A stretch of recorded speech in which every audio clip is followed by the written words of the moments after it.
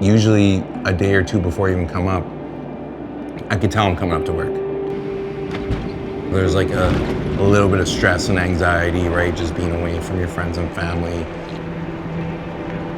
Coming onto this job site, it's humbling.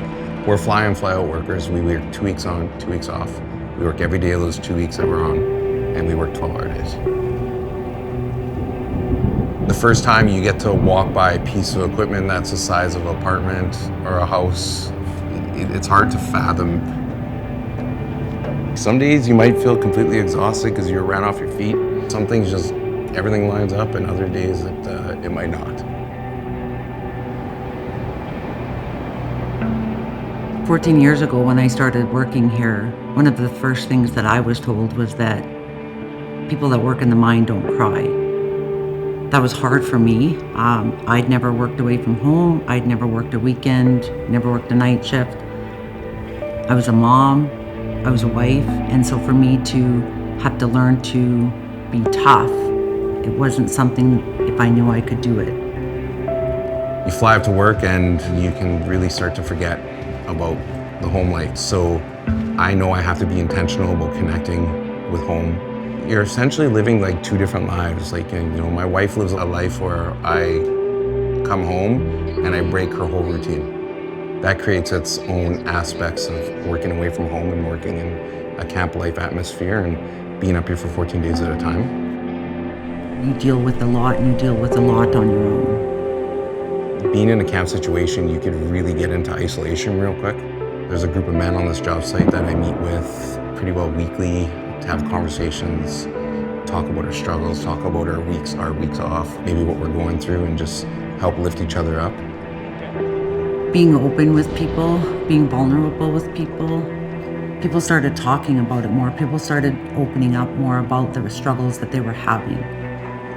That's been good because it's kept me topped up. Like, I'm not shutting off for 2 weeks. I'm staying on and staying connected for my 2 weeks on. When you're in camp, those evenings that you typically get for people that work at home, you don't get that here because you're kind of locked up away from the people you love. So you need to create those relationships so you can have an evening experience with people here. It's not just work. I think Imperial chose to get involved with Movember because it's a cause that they believe in. Imperial cares about its people. To be a part of a team that just feels like we're collaborating with everybody, bringing our site closer together by doing it, by sharing stories is really cool. I think the oil rig rumble is helping our oil and gas industry be able to have those harder conversations about mental health, and together it's moving a whole generation of people.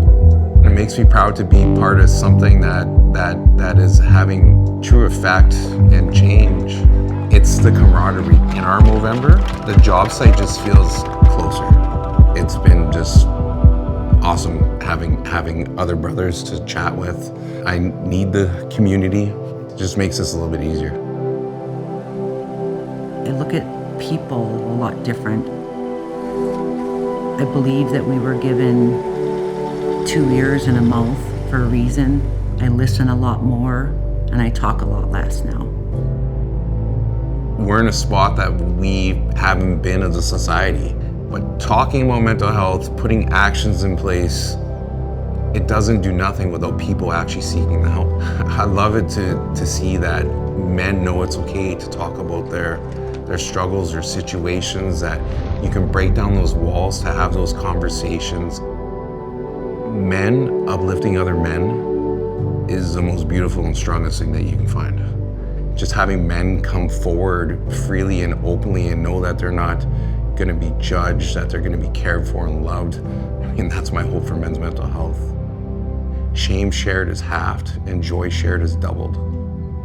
And I can tell you, the more and more that I share my story, the less and less holds that it's had on me.